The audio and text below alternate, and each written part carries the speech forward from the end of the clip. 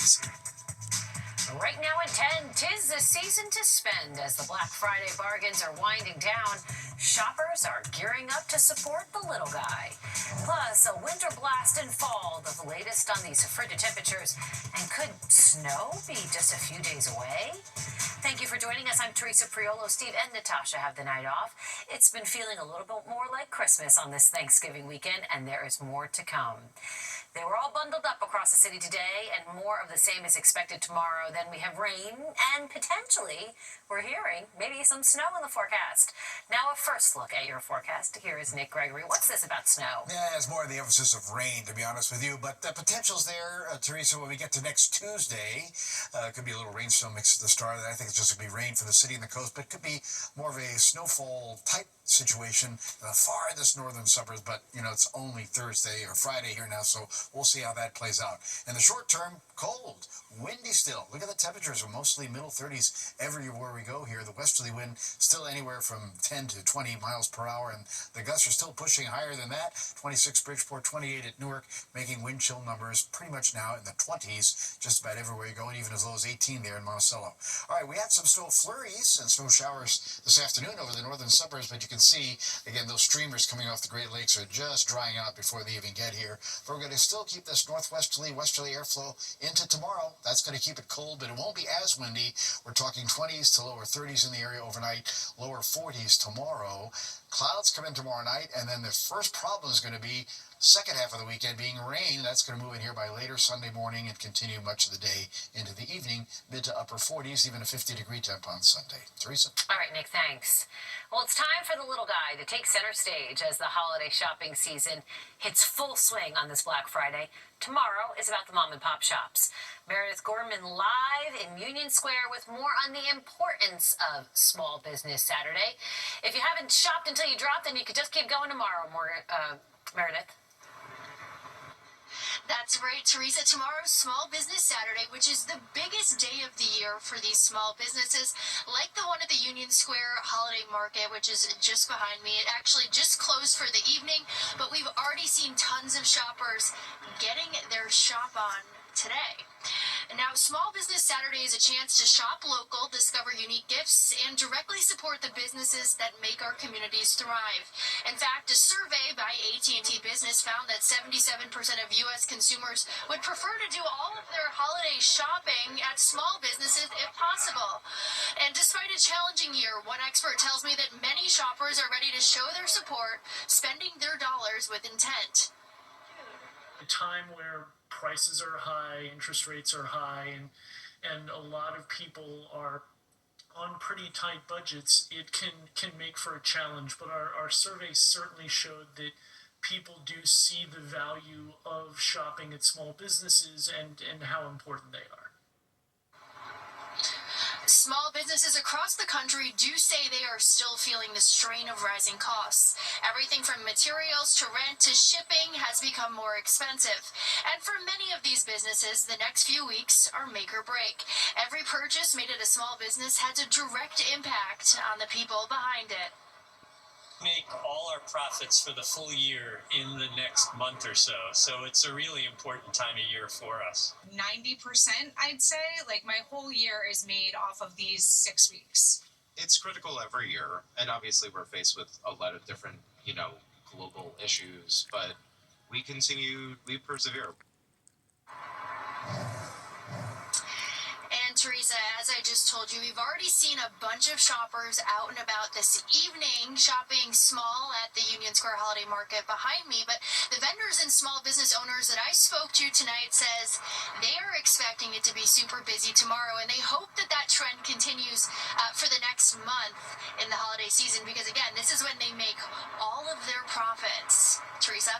Fingers crossed. All right, Meredith, thank you. Shoppers also flocked to the stores today to take advantage of the Black Friday bargains. This is what it looked like at the Walt Whitman shops on Long Island. The mall was packed from the moment the doors opened. Most of the stores offering deals, some up to 50% off.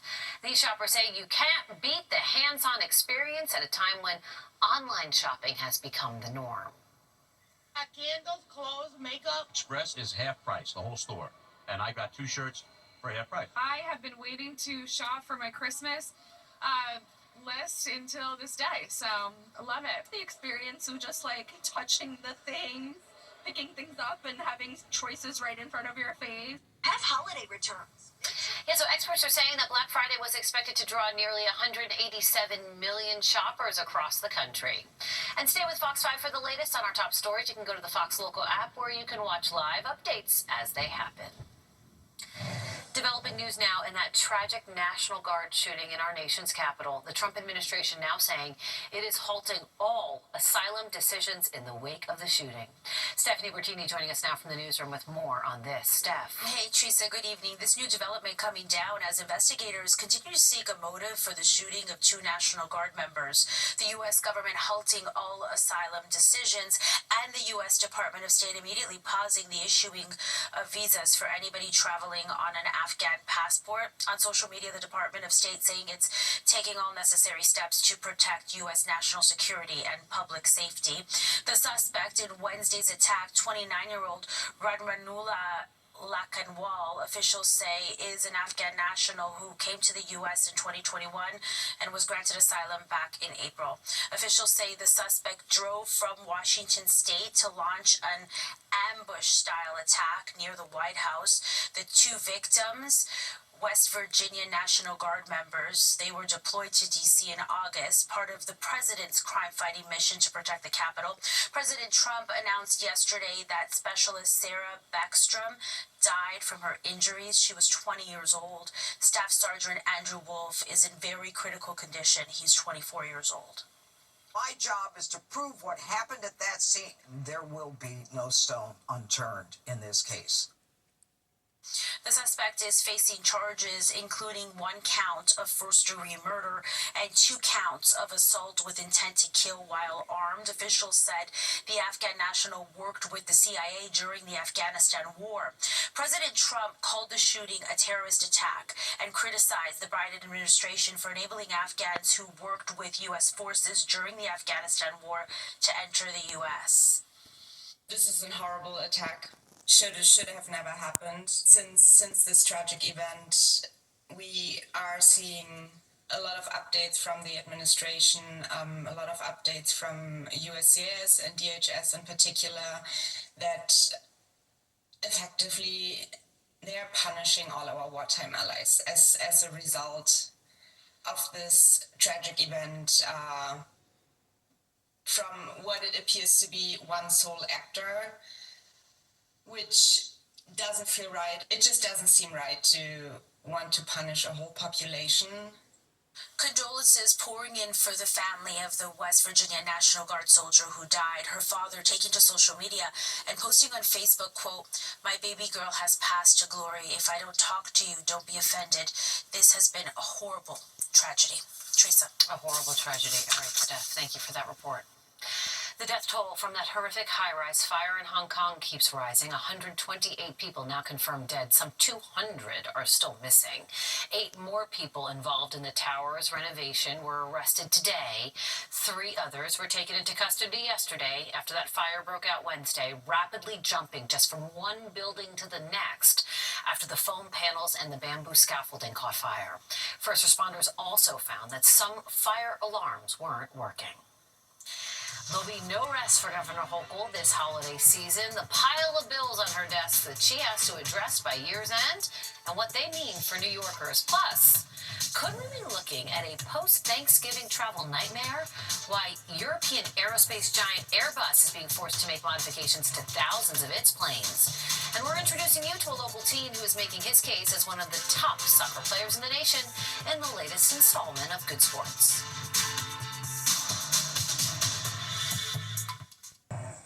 Developing now, Airbus working to make sure there are no major flight disruptions this busy travel weekend. The company is ordering an immediate software update for its entire fleet of A320 aircraft, which is thousands of planes. This after at least 15 JetBlue passengers were injured in an October 30th flight from Cancun to Newark. Officials say intense solar radiation may corrupt critical data on the flight controls of the aircraft. The software update reportedly takes only about 2 hours. Governor Hochul has a lot of work to do before the end of the year. She has about a month to either sign or veto hundreds of outstanding bills. Fox 5's Morgan Mackay looks at some of the high-profile legislation and what it could mean for New Yorkers. The new year is rapidly approaching, and for Governor Kathy Hochul, that means there are a list of bills she needs to sign or veto before the end of the year. This is, without exaggeration, one of the most consequential bills that will have crossed the governor's desk in that period. This bill that Robert Bellafiore with the New York State Catholic Conference is referring to is the Medical Aid in Dying Act, one of the most controversial bills left for Hochul to sign. It would allow terminally ill New Yorkers with 6 months or less to live to end their lives with the assistance of a doctor. 11 other states and the District of Columbia already have a similar law in place, and recent polls have shown that a large majority of New Yorkers support this measure. It's not about ending one's life, it's really about shortening one's death. Senator Brad Hoylman-Siegel is one of the bill's sponsors and says he understands why some people are opposed. It's not for everyone, but it's a choice that I think all New Yorkers should have. It's a moral decision on the part of the individual. The bill does have safeguards to prevent abuse, but some religious and disability groups are opposed, saying that there's not enough in the bill to prevent someone from being coerced. For example, they point to how there's no required mental health evaluation for patients choosing medically assisted suicide. Governor Hochul has not said whether she will sign this bill. There are many ways to alleviate people's pain and alleviate their discomfort and help them with their loneliness. But one of them is not asking a doctor to give them a cocktail whose sole purpose is to kill them. Hochul has also begun the process of vetoing bills, including one which would have required state agencies to turn over public records on a faster timeline under New York's Freedom of Information law. As it stands right now, some agencies will delay requests for years. Senator James Skoufis was the sponsor of the bill. Governors don't want the added pressure of their state agencies being more responsive, in particular to the press. A lot of these documents that they share under the law are sensitive. Some of them look poorly for the executive and those agencies, and so she was always going to veto that bill. I'm Morgan Mackay, Fox 5 News. Tomorrow is your last chance for outdoor eating in the city. Food establishments are required to remove their roadside dining sheds, and the season runs from April 1st to November 29th. Each year, officials are concerned that thousands of sheds may not return. 2,600 were allowed to operate this year.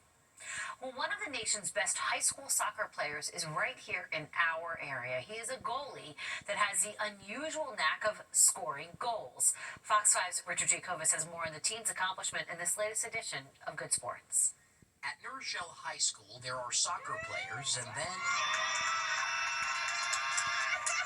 there's Jero Velasquez, team captain and goalie for the Huguenots, New Rochelle High's varsity soccer team, a team that finished the season 14-2-3, with Jero in a league of his own. I try to focus a lot, but I feel like some of it might be just talent, I guess. This humble 18-year-old who couldn't make it back from a Maryland soccer tournament spoke with us via Zoom one day after he was named Section 1 Boys Soccer Player of the Year in all of New York State. I just couldn't believe it. Everything is about moving quickly. Like 2-3 touches, everything moves quick, and we get to the other side. His coach, Yadajon Garcia, was named League Coach of the Year. Garcia has been grooming Jero since he first met him as an 8th grader. He was trying out for varsity at just 13, before finally making the team in his freshman year. Ended up alternating starts between the senior goalie and Jero as a freshman all through the season because Jero was that talented as a freshman. Jero played his first game here on the Huguenots turf field back 4 years ago as a freshman. And he took the field in one of his first major plays. He kicked the soccer ball from here at the 67-yard line all the way into that goal in one shot. It was at that moment that Coach Garcia knew that the Huguenots were going to be okay for the next 4 years. He hit the post and the ball bounced out about 20 yards, and we were just amazed at his accuracy and, his strength as a freshman. He was always tough on us. But it was like because he wanted us to get better, and he also wanted to get better. Angel Magana was co-captain with Jero this year, watching his fellow captain score 5 goals with 4 assists as a goalie. Not only stunned Angel and his teammates, But then came the admiration. Having an 18-year-old, a high school student in that position of power, in that position of leadership, where he has to deal with such a diverse group of students, and to be able to bring them together, to have them work together and accomplish what we've accomplished. Hano's time as a Huguenot has come to an end. He moves on to Iona University just down the road next fall to continue his soccer dreams. But his legacy on this turf lives on, and maybe one day he can add to the school's collection of trophies and bring home the gold from what would be his ultimate dream, playing in the FIFA World Cup. The last couple months that I played high school, I realized how many people look up to me and admire me. It's a great feeling. Hano Velasquez is still leaving it all on the field in New Rochelle. Richard Giacobas, Fox 5 News. Really cool. Well, it's hard to believe it's only fall with these temperatures, and snow may be on the way. Nick will explain up next. And it's something New Yorkers are not proud of, why the Big Apple was just named the most stressed out city in the world.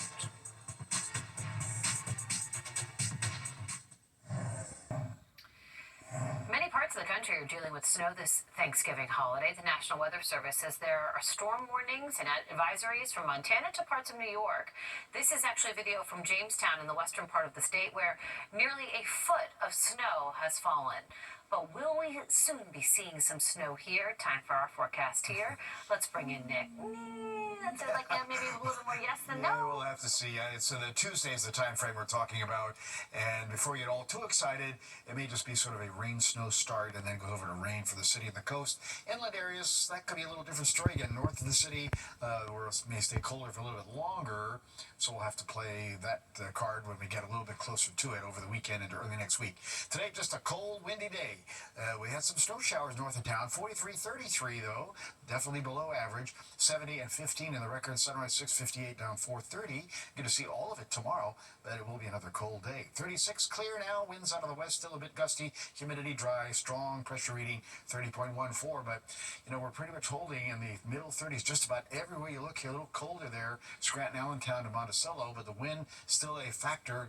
10 to 20 miles an hour sustained. The gusts are pushing near 30, and that will be the case overnight. Still a touch breezy at times tomorrow, but we'll likely see, again, sunshine and still temperatures only in the lower 40s for highs. Right now, wind chill numbers are mostly in the mid and upper 20s, so it definitely is a cold Friday night in New York City and the tri-state area. All right, we have temperatures that were earlier in the low and middle 40s. As we mentioned, that's still below average. Same deal across southern New England, 40s to Atlantic City to Harrisburg, but then 30s only in upstate New York, and more 30s appearing Pittsburgh westward towards Detroit at 34 each. Chicago 32, 35 Indianapolis, and again our airflow coming from that direction. It'll modify a little bit by the time it gets here, but we're still talking only low 40s in the area tomorrow. All right, there's some snow showers still way in upstate New York. A couple again went over some of the northern suburbs. You probably caught a couple of flurries or snow showers, that kind of deal. And as we look at the wide view again, you sort of see that flow is wrapping around a storm that's kind of sitting up there over New Brunswick. And that flow coming down and around, that will stay in play for tomorrow. That's our next system. That's not going to bring snow here, but it will bring rain by later Sunday morning on into the rest of Sunday, into the later part of the evening hours, it looks like. And we'll look at that on the Futurecast now. Clear tonight, sunny tomorrow, just a touch breezy, but again, only in the low 40s. Clouds come in tomorrow night. Here comes that system from the west. There will be snow going to upstate New York and northern New England. But again, with that storm traveling to our north and west, that mild area gets pulled in here. So you see the rain arrives late Sunday morning. Here's about 10 o'clock where the rain will be shutting down. Then it's windy and colder again on Monday. 32 tonight in the city. 20 to about 30 in the suburbs. Still a gusty wind and a clear sky. 43 tomorrow, sunny but a touch breezy. And then the rain comes in by late Sunday morning, as I mentioned. 49. Windy, only 42, but sunshine again for Monday. There's that rain snow threat Tuesday. A windy day as well, 41. Windy and cold Wednesday, 41. We stay in the low 40s Thursday. May not get out of the 30s on Friday, and we watch another storm for next Saturday. Teresa? All right, Nick, thank you. Feeling stressed out during the holidays? Well, you are not alone. According to a new study by the finance committee Remitly, New York is the most stressed out city in the world, based on, of all things, cost of living, crime, congestion, pollution, and access to health care. On a scale of 1 to 10, with 10 being the worst, New York scored an 11.59. However, the Big Apple was also named the second best city in the world on another study due to its cultural scene and economy. something for everybody. One of the most expensive regrets in history is hitting the auction block. An original Apple contract expected to fetch millions. How the man who wrote it lost out on hundreds of billions of dollars.